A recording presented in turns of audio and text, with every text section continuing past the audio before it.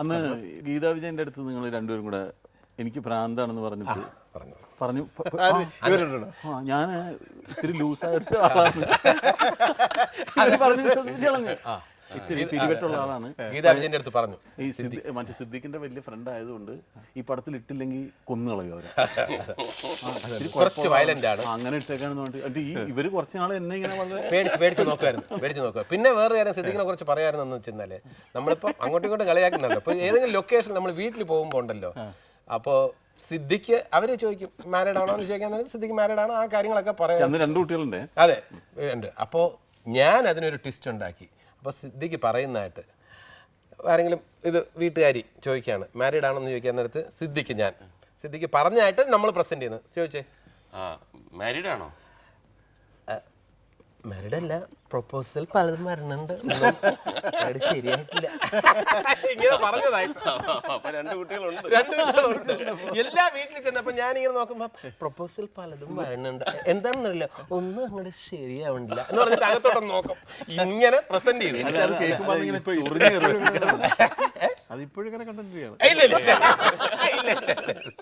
എനിക്ക് എന്റെ ഒരു ആക്ഷൻ ഇങ്ങനെ കാണിക്കണം. ഇങ്ങനെയൊക്കെ ഒരു എനിക്കങ്ങ് ഭയങ്കര നാണക്കേട് തോന്നുമായിരുന്നു. അന്ന് അങ്ങോട്ടും ഇങ്ങോട്ടും ശരിക്ക് കളിയാക്കലാണല്ലോ. അന്ന് സിദ്ദിഖിന്റെ ഓട്ടോഗ്രാഫ് ഒരാൾ 2-3 പേര് ഒപ്പിടാൻ ആയിട്ട് വന്നു, വാങ്ങിച്ചുകൊണ്ട് പോയി. അപ്പം എനിക്ക് തോന്നിയപ്പം ഞാൻ നോക്കിയപ്പം ഈ 2-3 പേര് വാങ്ങിച്ചുകൊണ്ട് പോകുന്നു. അപ്പോൾ എനിക്ക് പെട്ടെന്നൊരു സംഭവം തോന്നി. ഞാൻ പറഞ്ഞു മുകേഷേ, ആ സംഭവം നടന്നറിയാം. ഒപ്പിട്ട് വാങ്ങിച്ചുകൊണ്ട് പോയതിന് ശേഷം അവർ പറയുന്ന കേട്ടു, അയ്യോ ഫാസിലല്ലടി, ഇത് വേറെ ഏതാണ്ട് സിദ്ദിഖാ, ഫാസിൽ എന്ന് വിചാരിച്ചിട്ടാണ് ഫോട്ടോഗ്രാഫ് വാങ്ങിയെന്ന് പറഞ്ഞു അന്ന് കളിയാക്കുമായിരുന്നു. ഇത് പിന്നെ അതേപോലെ തന്നെ ഇതിനെക്കുറിച്ച് പറയുമ്പോൾ ഒരു സംഭവം വന്ദനം നമ്മൾ ടി വിയിലൊക്കെ പറഞ്ഞിട്ടുള്ളതാണെങ്കിൽ പോലും ഒരു ട്വിസ്റ്റ് അതിൻ്റെ ഉണ്ട്. അതുകൊണ്ടാണ് പറയുന്നത്. അതായത് വന്ദനം ഷൂട്ടിംഗ് നമ്മൾ നടക്കുമ്പോൾ മോഹൻലാലിൻ്റെ പിറകെ ഓട്ടോഗ്രാഫുമായിട്ട് ബാംഗ്ലൂർ പാർക്കിൽ നിറച്ച ആൾക്കാർ. അപ്പോൾ മുകേഷ് അവിടെ, നീ നോക്കിക്കോ, അടുത്ത വർഷമാകുമ്പോൾ ഇതേപോലെ എൻ്റെ പിറകെ ക്യൂ നിൽക്കും, നീ നോക്കിക്കോ ജഗദീഷ് എന്ന് പറയാൻ നേരത്ത് പെട്ടെന്ന് sir photo sir, please sir. അപ്പോൾ മുകേഷ് എന്നെ ഒന്ന് നോക്കി എങ്ങനെ ഉണ്ട് എന്നുള്ള രീതിയിൽ അയാൾ വന്നു. അപ്പം എടുത്തു ഇതൊരു തുടക്കം കണ്ടോടെ എന്നൊക്കെ പറയുന്നത് അയാൾ. എന്നിട്ട് പറഞ്ഞു, sir 3 copies 15 rupees. Passport photo എടുത്തു കൊടുക്കുന്ന ആളാണ് അവിടെ, അതിനെ ചാർജ് ചെയ്യും അയാൾ. ഇത് അവിടെ വെച്ച് ഞാൻ കഥ ഉണ്ടാക്കി. അവിടെ എല്ലാവരും ലാലും തിരക്കല്ല, നല്ല കഥയാണ്, പ്രിയനാണെങ്കിൽ കൊള്ളാം അവിടെ എന്നൊക്കെ പറഞ്ഞുകൊണ്ടിരുന്നു. പിന്നെ ഞാൻ TV കണ്ടുകൊണ്ടിരുന്നപ്പോൾ ഒരു ദിവസം മുകേഷ് TV ഇരുന്ന് പറഞ്ഞു, ഇതേപോലെ ജഗദീഷിന് ഒരു അബദ്ധം പറ്റി. അവൻ പറഞ്ഞു, അതല്ലേ സത്യം. ഞാൻ ഞെട്ടിപ്പോയി. ഉടനെ ഞാൻ മുകേഷിന്റെ അടുത്ത് ചോദിച്ചു, മുകേഷേ ഇതെന്താ ഞാൻ നിന്നെ കുറിച്ച് പറഞ്ഞത്? ഇട നിന്റെ പേരിൽ പറഞ്ഞാൽ ഇത് ഏക്കുള്ളത്. അതല്ല, ഇത് നടന്ന സംഭവം. എങ്ങനെ വേണം ആയിക്കോട്ടെ, അതിൽ ഹ്യൂമർ ഉണ്ടല്ലോ. മറ്റേ പ്രൊഫസറും അവിടെ വെച്ച് തന്നെയല്ലേ ജഗദീഷിന് അന്ന്, ഇപ്പൊ ഒന്നും പറയത്തില്ല, അന്ന് ആരെങ്കിലും പുതിയതായിട്ട് ഷൂട്ടിങ്ങിന് വന്നു കഴിഞ്ഞാൽ എപ്പോൾ പറയുന്നതെന്ന് അറിഞ്ഞൂടാ. ഇങ്ങനെ വന്ന് നമസ്കാരം എന്ന് പറയും. നമ്മൾ ഒരു ഗ്ലാസ് വെള്ളം കുടിച്ചിട്ട് തിരിച്ചു വരുമ്പോഴത്തേക്ക്, അയ്യോ പ്രൊഫസറാ, ഈ പ്രൊഫസറാ എന്നുള്ളത് ഇവ എങ്ങനെയെങ്കിലും ഒന്ന് സ്ഥാപിച്ചെടുക്കും. അങ്ങനെ ജഗദീഷ് പോയതിനു ശേഷം ഞാൻ ആ പെമ്പിള്ളേരുടെ പറയും, പ്രൊഫസറാന്ന് പറഞ്ഞില്ലേ, എന്തിന്റെ കോളേജ് മാജിക്ക്,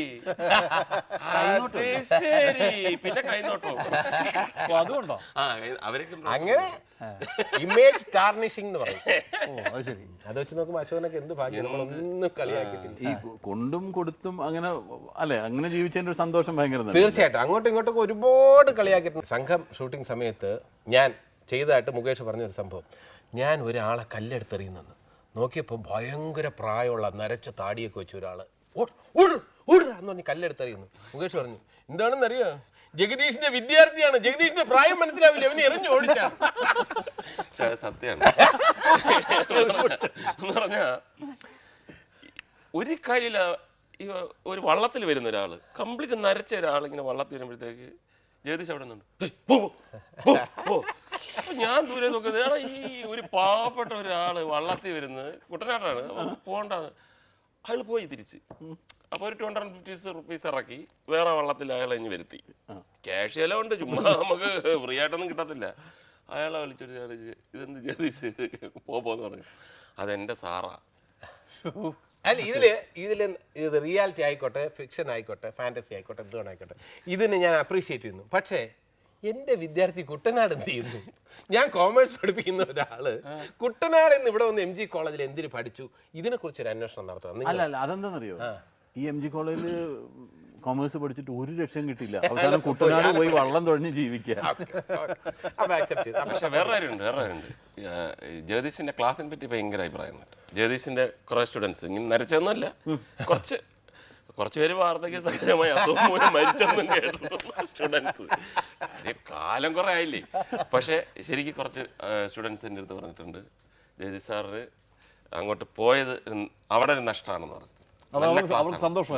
നല്ല ക്ലാസ് അല്ല, ഇത് പറയുമ്പോ ഇന്നസെന്റ് പറഞ്ഞാ നീ ഇപ്പൊ ഇത് നന്നായിടാ, ഇല്ലെങ്കിൽ ആ പിള്ളേരുടെ ഭാവി എന്തായാലും എന്ന് പറഞ്ഞാൽ അവരെല്ലാം ഭയങ്കര ഹാപ്പി ആണെന്നാണ് ഇന്നസെന്റ്. അല്ല ഇപ്പം നമ്മൾ ഹരിഹർനാഥൻ്റെ കാര്യം തന്നെ എടുക്കുക. ഹരിഹർനാഥൻ്റെ ആയാലും മറ്റു സിനിമകൾ നോക്കിയാലും എപ്പോഴും ഈ വിഡ്ഢി കഥാപാത്രങ്ങളാണല്ലോ ചെയ്യുക. ഏറ്റവും മണ്ടത്തരങ്ങൾ പറയുകയും ഏറ്റവും ഒറ്റയ്ക്ക് വന്നപ്പോൾ അയാളുടെ കൂടെ ആരെങ്കിലും ഉണ്ടായിരുന്നു എന്ന് ചോദിക്കത്തക്ക മണ്ടത്തരം പറയുന്ന ആളാണ്.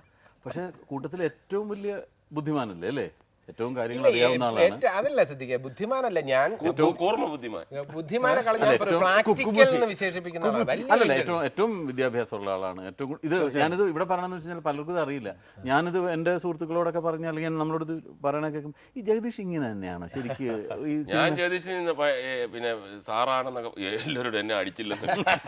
ജഗദീഷിന്റെ കോളേജ് അധ്യാപനം ആരും വിശ്വസിക്കില്ല. അല്ല, അപ്പം ഞാൻ പറയുന്നത് ഏറ്റവും കൂടുതൽ വിദ്യാഭ്യാസമുള്ള ആളാണ്, അത് റാങ്കോടുകൂടി പാസ്സായിട്ടുള്ള ആളാണ്, വലിയ ഉദ്യോഗ പദവിയിൽ ഇരുന്നിട്ടുള്ള ആളുകളാണെന്നൊക്കെ പറയുമ്പോൾ ആഹാ അതെന്ന് ചോദിക്കുമല്ലോ. അപ്പോൾ അത് നമ്മൾ ജഗദീഷിനെ ഇരുത്തി തന്നെയാണ് അത് പറയുന്നത്. ജഗദീഷിനെ ഇപ്പോഴും ഈ പറഞ്ഞ പോലെ ഈ വയസ്സ് ഈ പറഞ്ഞ പോലെ ഒരുപാടുണ്ടെങ്കിലും ശരി, വളരെ പയ്യനായിട്ടാണ് എല്ലാവരുടെയും കാഴ്ചപ്പാടില്ല. അല്ല അത് ക്രെഡിറ്റ് അല്ലേ. പിന്നെ തീർച്ചയായിട്ടും പ്രായം, ഞാൻ പലപ്പോഴും പറഞ്ഞു പ്രായം എന്നൊക്കെ പറയുന്നത് നമ്മളെല്ലാവരും 4 പേരും കൂടെ ഈ ലക്ഷ്മി റായടുത്ത് നമ്മൾ പറഞ്ഞു ഈ പ്രായത്തിൻ്റെ കാര്യം എത്രയാണ് എന്ന് ചോദിച്ചപ്പോൾ ലക്ഷ്മി റായടുത്ത് നമ്മളെല്ലാവരും കൂടെ സംഘടിതമായി പറഞ്ഞു പ്രായം എന്നുള്ളൊരു വിഷയമേ അല്ല. നമ്മളെ സംബന്ധിച്ചിടത്തോളം നമ്മൾ എത്രയെന്ന് തോന്നുന്നു, how do you feel, what do you feel, that is our age.